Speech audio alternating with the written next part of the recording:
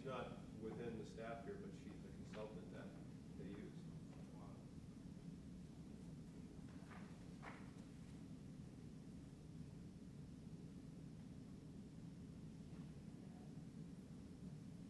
And it's pronounced Andrea, right? Yeah.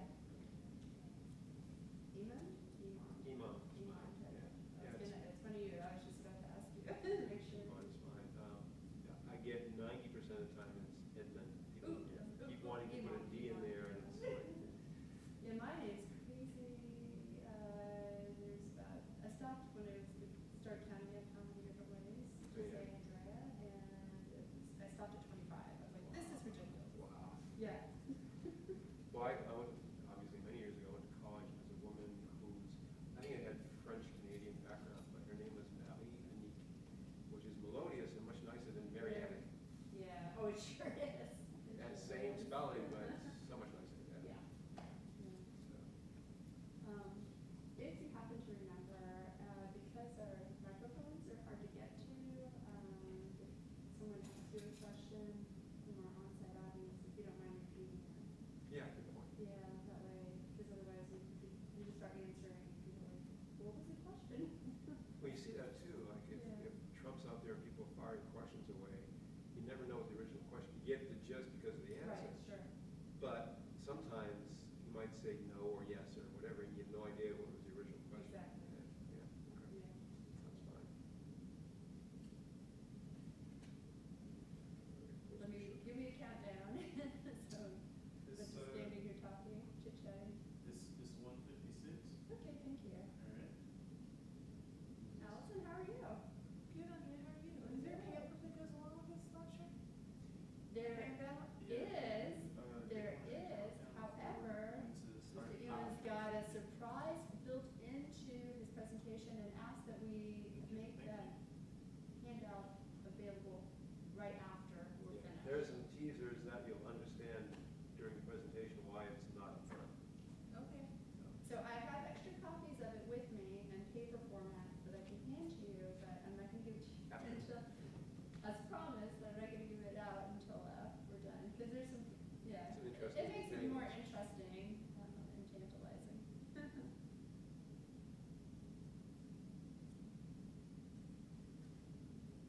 That's a very good question.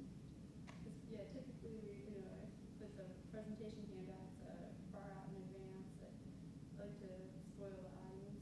Like, here's everything that you'll possibly want. Right, but in this case, in a couple, Yes. one in particular. No, absolutely.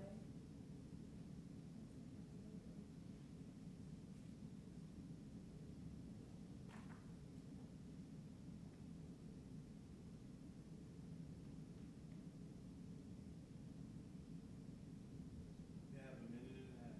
Thank you.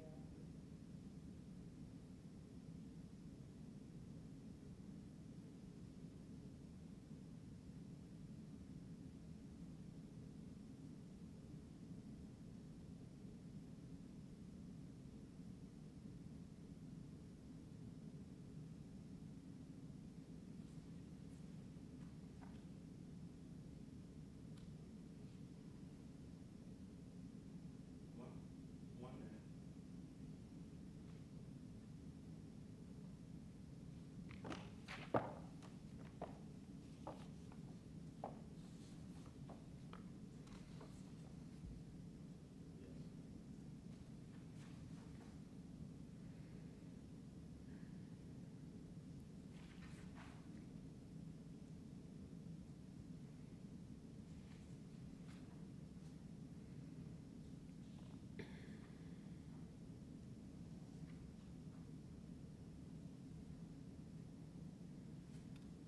Yes. And we'll need to switch over to our lectern.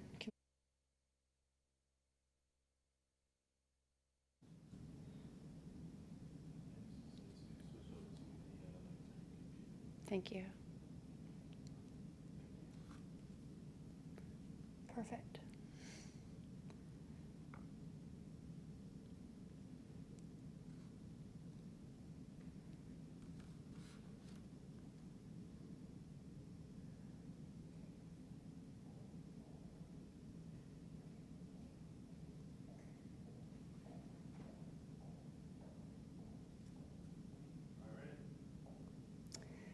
Welcome. My name is Andrea Bassing-Matney, and I am the coordinator for the Know Your Records program.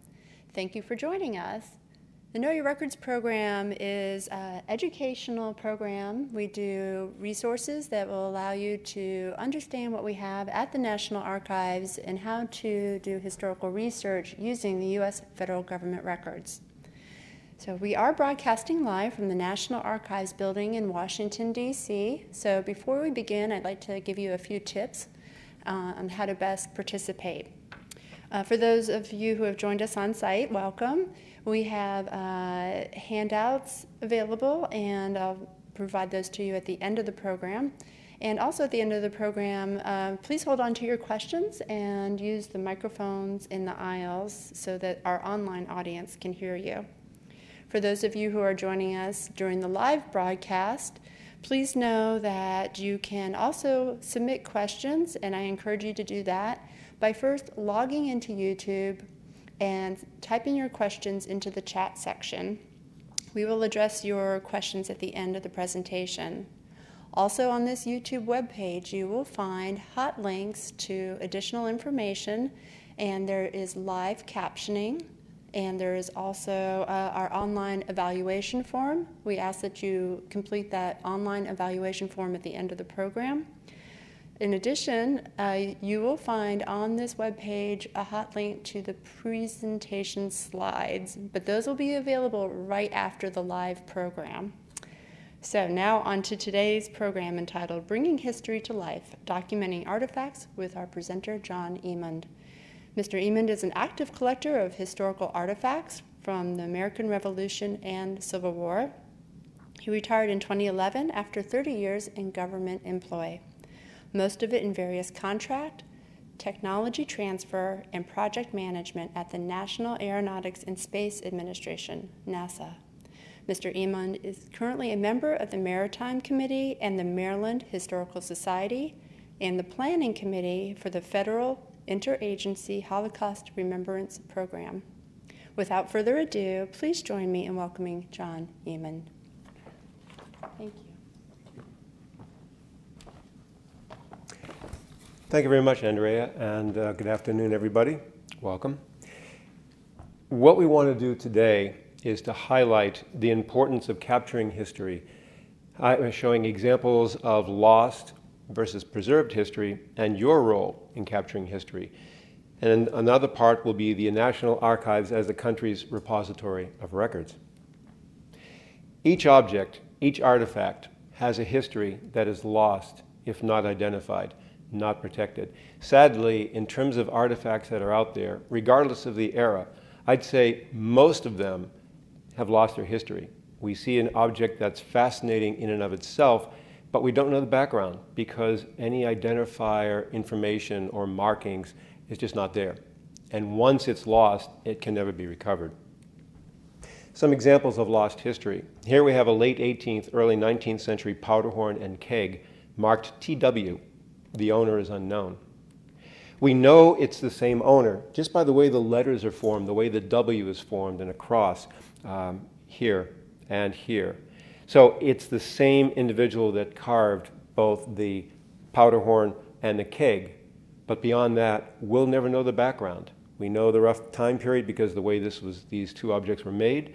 But as far as its purpose, we just won't know. Was this person a soldier? Was he a farmer? Was he a frontiersman? What happened to him? What was his life like? None of that will, at this point, ever be known. Here's another example. American Revolution rundlet. It's marked, there, sometimes we'll see tantalizing clues, but that's it, just clues. We can't reach that last part. This rundlet, which is essentially used to carry spirits or small amounts of water, a lot of soldiers carried this during the American Revolution. It's clearly marked 1777. It's clearly marked ML. Who was ML? What battles were fought? This came out of Maine, so it might well have been used by a soldier either in New England or the Mid-Atlantic states, because at that time during the American Revolution, a lot of battles and skirmishes were taking place around that time. But beyond the initials and the date, any further information is just gone. Another tantalizing aspect on this particular rundlet, Clearly, there's residue of a label. So at one point, someone might have said, my grandfather so-and-so fought in the American Revolution. That was possibly a clue to tell the story of this individual. But that tape, that tag, is worn off. And so therefore, we can no longer discern who this individual was. Another example, and this was artistically beautifully done and very poetic, a powder horn. Clearly a sailor's powder horn. I'll show you more in a moment. The caption is, "Time passeth slow, home soon." But the question there is, home from where? What voyage was this person on? We see more clues in this powder horn. It's a beautiful rendition of a large sailing ship. And you can't see it too well, it's a bit dark here, but there are little boxes on this ship. And the way they are spaced and the way they are depicted on the ship, it's my guess this is a warship, because that would have been gun ports. Another clue is Rockland, Maine. Rockland, Maine was established and named around 1850. So it would have been just before the Civil War, which means this could have been a warship as part of the blockading squadron to try to keep goods and supplies out of the Confederacy. We also see initial with a heart, TP. Was this person's name? Was it his sweetheart? Was it for his wife? We'll never know. So we get a sense of the time frame because of Rockland, Maine, and the way this ship is put together. We have a sense this might have been a warship. We have a sense that there's someone in his life, either himself or someone that was a loved one, with initials TP. But that's as far as it goes. We know this person did this while he was on the voyage, home soon. But again, we have no idea where he was coming from. Or even if he's going back to Rockland or some other location. This information is just gone, and gone forever. Then we have a tintype of a Civil War era woman. She was perhaps the wife of Martin Butterfield, a Union soldier captured at Gettysburg on July 1st, 1863, and who died as a prisoner of war.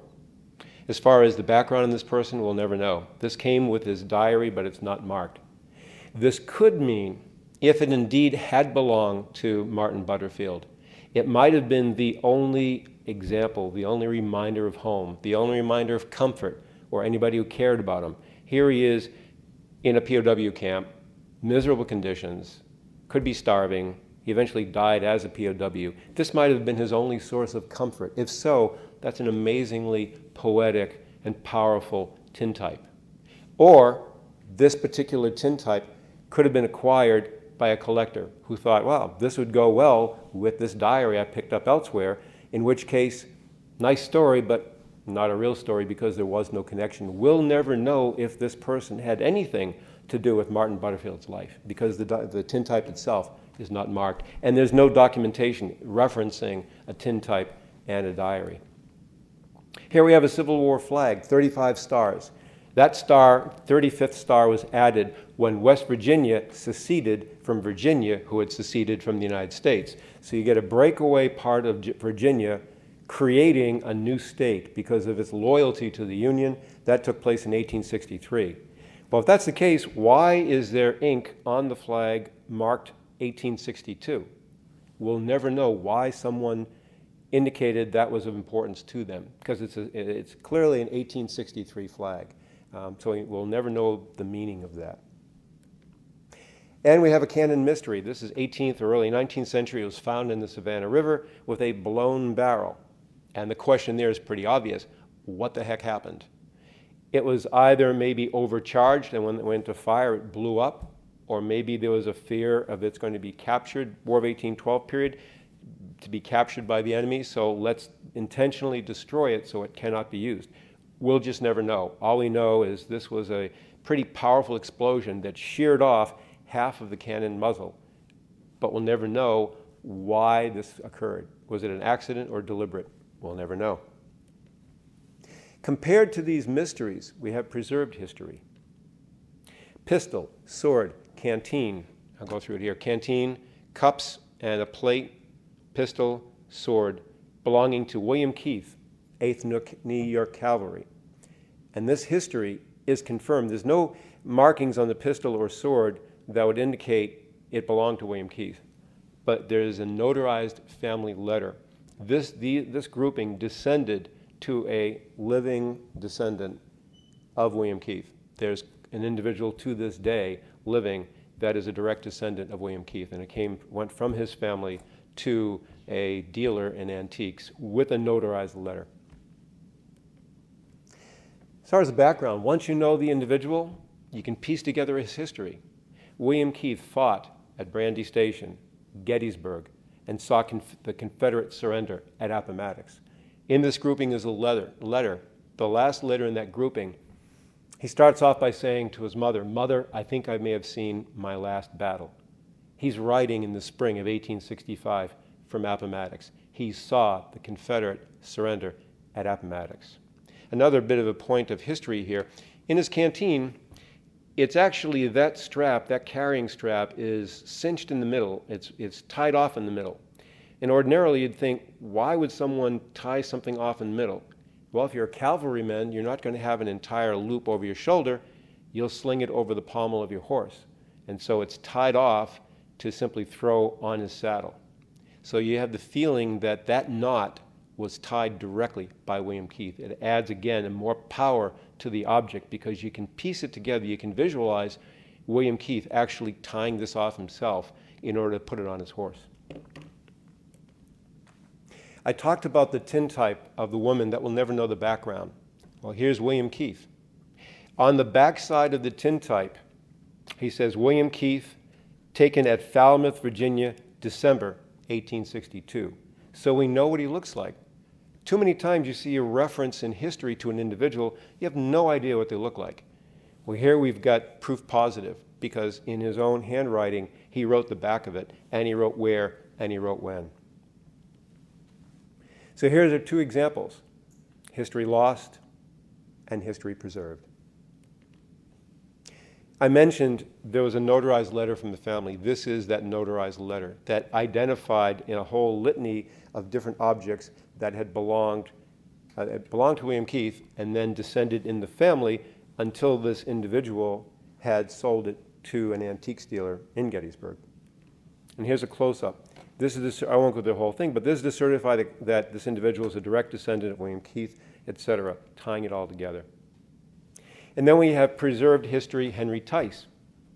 World War I sword, spurs, belt. And there's actually a letter written to Captain Henry Tice, who fought in World War I. He served under General Douglas MacArthur. This whole background, again, there's no markings on this, so if these ever got separated from the letter, at some point it could be simply nice items, probably World War I period, don't know who they belong to. We do know as long as that letter is with it. This is the letter from General MacArthur, having to decline, and the general is actually writing from West Point, having to decline an invitation to attend a veterans reunion. And this is the letter from the daughter. She talks about her father serving in France, fighting in France, and what's key about this background, she says right here, the articles I entrust to you for sale include my father's sword, belts, sword knot, and his spurs, along with a personal letter to my dad from MacArthur at West Point, regretfully declining an invitation to join in Independence Day observances arranged by the American Legion. She also says, I also include a Revolutionary War muster roll of 1776 from a militia company in Washington County, Maryland, some earlier Tices being listed among the soldiers. My father and his forebears were loyal patriots. And this is the important part. So I hope that whoever becomes the custodian of these treasures will treat them with the respect that they deserve. With her writing this letter, she helps to assure they're treated with respect because they're put in the context of an individual who fought in World War I, who fought under General Douglas MacArthur. Had this letter not been with these objects, they wouldn't have the same respect. They'd be respected as antiques, but there'd be no further background to them. Spurs, where do they come from? Leather belt, well, who would have held or owned this leather belt or a sword? These could have easily been dispersed in different directions, and then there would be absolutely no history. Now there is. This is on a personal note, violin in case with a type note from my grandfather noting the case was made in 1890 and the violin was 1825. How do I know this? This violin case, made in 1890, and it opened up. I know this because this is the letter he wrote in 1938 describing the violin, describing the dates that it was made, and saying it treasured it, its sound was as good as any other violin he had known. So it puts together, on a personal note, something that my grandfather wanted to make sure the history stayed with this long after he's gone. There were also, interestingly enough, there was a grouping that I came across. This individual, Nevin Moyer, served in the Mexican expedition against Pancho Villa in 1916 and in World War I in Europe, 1917, 1918. Here's an individual that documented everything, and I mean everything. There's a tag. He had tags, an entire grouping of items. One tag, old grimy strap I carried along. It came in very handy to help strap my knapsack together when the pack straps were too short. 1917, 18, 19, England, France, Belgium. Another reference, another tag. 3 halves of horseshoes off my first hobnail shoes, issued to me in June 1916. The tag notes that he had these in U.S. postings and then in World War I Europe, including the battles of Meuse and Argonne, as well as the Battle of Ypres. A U.S. Navy knife I used on the Mexican border, would again be against Pancho Villa. Mexican border 1916, 1917, World War I, 1917, 1919. By 1919, there were actually some individuals that were trying to put down, some Americans involved in putting down the uprising, the communist revolution, Russian Revolution that took place in 1917. So my guess there is he was either in occupation duty in Europe or might have even been involved in some efforts against the Russian revolutionaries. Any event, he goes, everybody knew this knife in my battery and nearly everyone used it. And you can see the following here. Tags on every little item. Probably the hobnail shoes here. I believe these would be shoelaces. And you may think, well, that's impressive, but why would you, and this is a knife he alludes to, why would you go to take the trouble of documenting grimy, old, worn shoelaces? Well, if you were a soldier in World War I and you're dealing with the misery of the trenches to begin with, in a lot of mud that's very deep, if you can't keep your shoes on because you've got broken shoelaces, you're already in a dangerous situation. You're in a miserable living condition. Well, the last thing you need is to also have to worry about your shoes coming off every other step.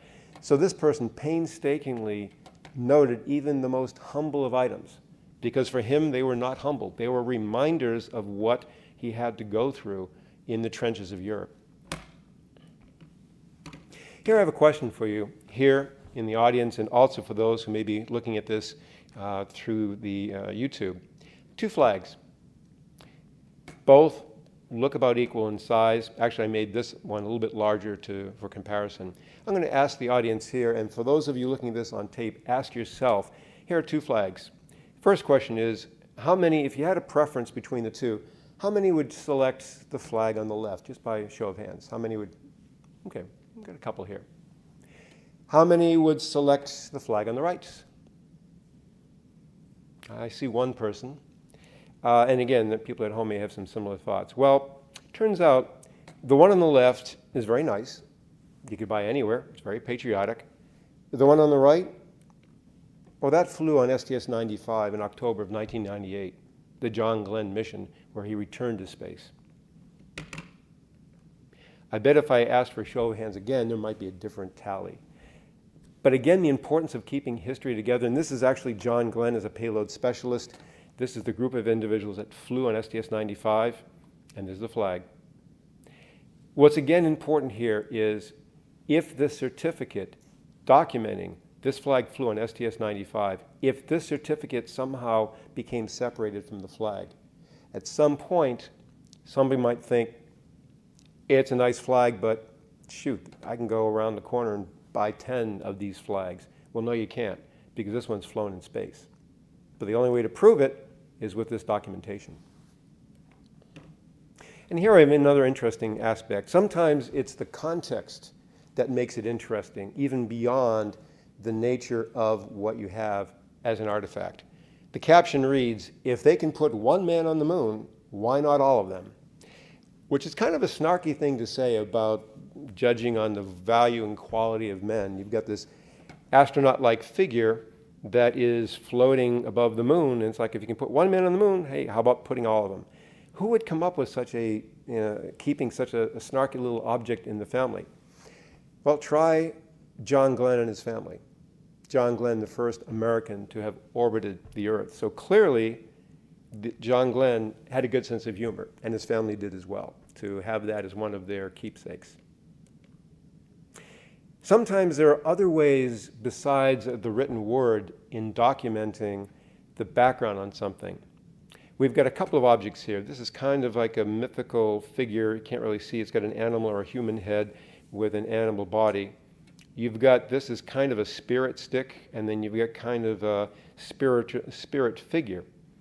But looking at it just on its own, and this is another image of the figure, you might ask yourself, oh, kind of cool, kind of interesting, but there's absolutely no markings on this to indicate where this is from. How do we know the background? How do we know the context? Well, in this case, we know it because of a photograph.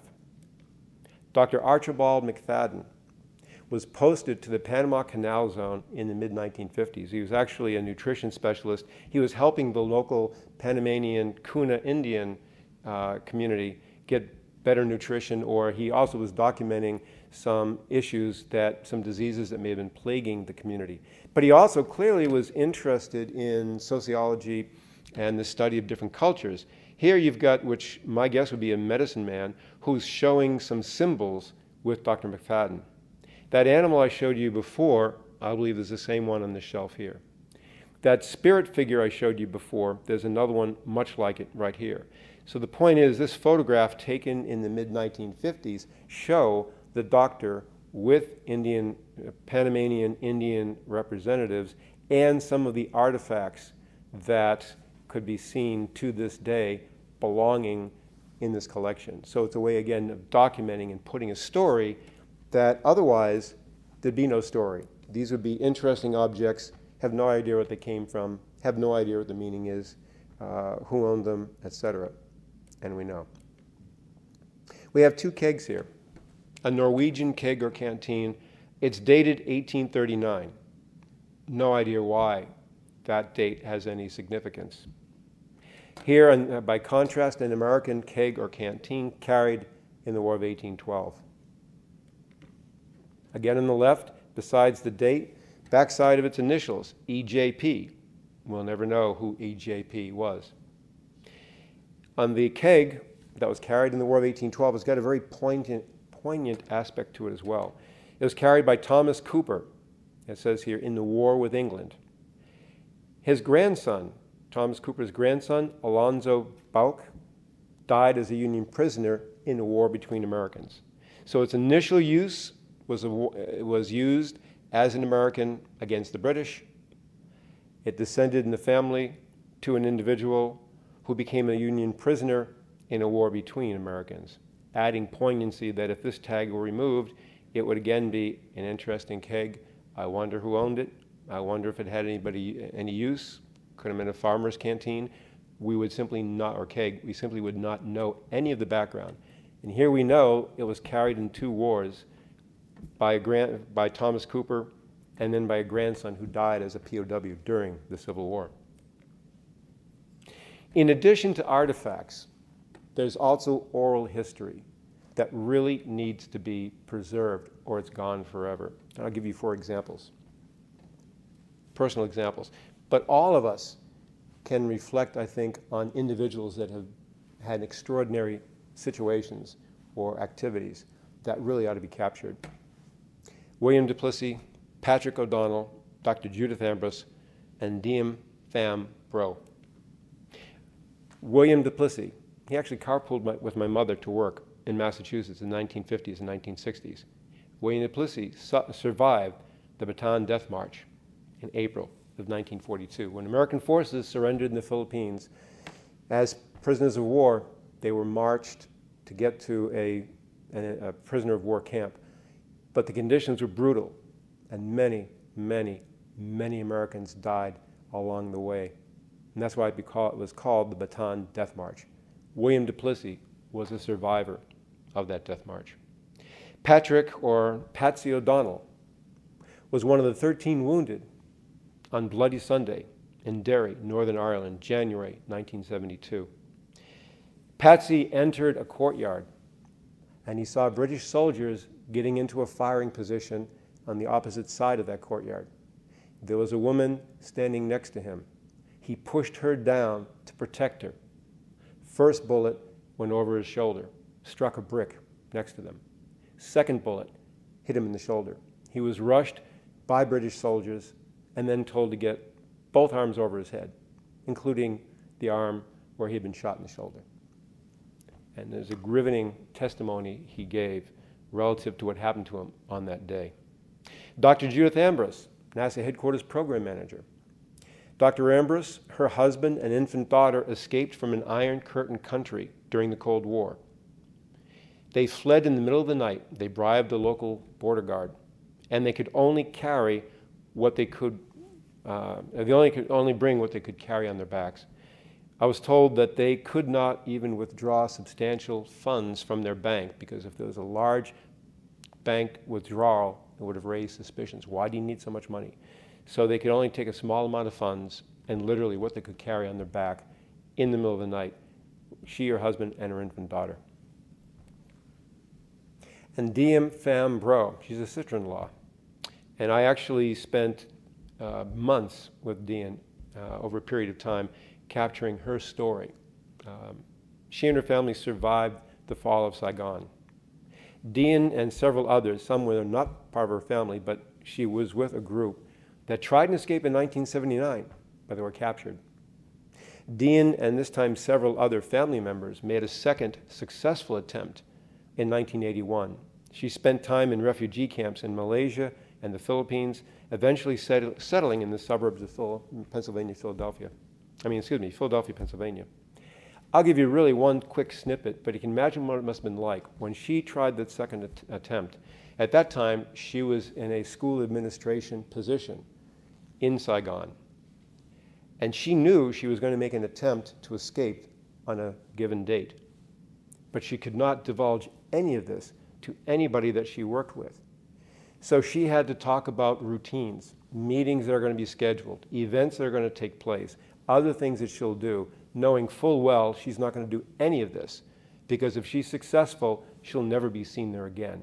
Imagine what it must have weighed on her mind to keep up the facade of business as usual, including meetings, etc., knowing and thinking, if I'm successful at this, I'm never going to see these people again. You are a genealogy link to the future. Triage is needed. Not everything can or should be identified. You can't document every blessed thing that goes on in your daily life. It's not meant to be that way. And it's just the volume would be, you'd spend your entire time just trying to document your life. But there are pictures, there are items that have personal or historic importance, artifacts of the future that should be documented to preserve their history for future generations. Now I want to turn to, as far as an important resource, as a collector and as a consultant researcher, I've been here many times. Matter of fact, I'm going back upstairs when this presentation is done to continue. It is a great national repository of the nation's records. And this is just a snippet of some of the things that the archives holds. Over 15 billion pages of textual records, 18 million maps, charts, architectural drawings, more than 43 million images, billions of electronic records, more than 365,000 reels of film, and over 110,000 videotapes. It is a voluminous, it is extensive, it is a deep treasure and safeguard of our nation's history. Electronic records, collecting electronic records since 1970, now using electronic records archives, nearly 900 terabits as of fiscal 2018, including 414 terabits of federal records, 155 terabits of congressional records, 79 terabits of George W. Bush presidential records, approximately 250 terabits of Obama presidential records. And the point here is we don't really know what is going to be seen as important in the future. Something that we might think is relatively routine in the future might be looked upon as an historic turning point in this country. We're living in very fluid times, as everybody here knows, at this point in time. We're living through things that will go through dramatic moments in history in 2020. Many years from now, future historians will want to know a lot of things that will go on. What was the public sentiment? What are some of the documented elements of history capturing this moment in time? Things that we have no idea right now will be important for the future, but others in the future may be very glad we've kept it for them. National Archives 1, Washington, D.C., created by Congress in 1934 to be the National Repository of Federal Records. Services at Washington include census records, 1790 to 1940, immigration records, ship passenger lists, Medal of Honor files. You get to see directly what they did to achieve the highest military honor this country has. Military and pension records from the American Revolution through the Spanish-American War. And electronic resources that are free access on site in all facilities. Ancestry.com, Archives USA, Family Search, Fold 3, and Heritage Quest. National Archives 2, College Park, Maryland. Created in 1994 to accommodate the growing need for archival storage and researcher needs. Post-1900 federal agency records, including justice, commerce, health and human services, transportation. Modern military records.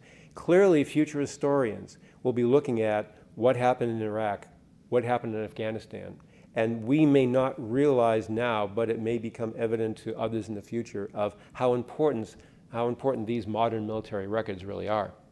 Cartographic and architectural section associated with federal agencies, motion picture archives, still picture archives. There's information here for those who want to actually access this online. There's www.archives.gov, catalog.archives.gov, and www.archives.gov/news. Closing point is this: honor the past, preserve the present, and touch the future. Thank you. Thank you, John.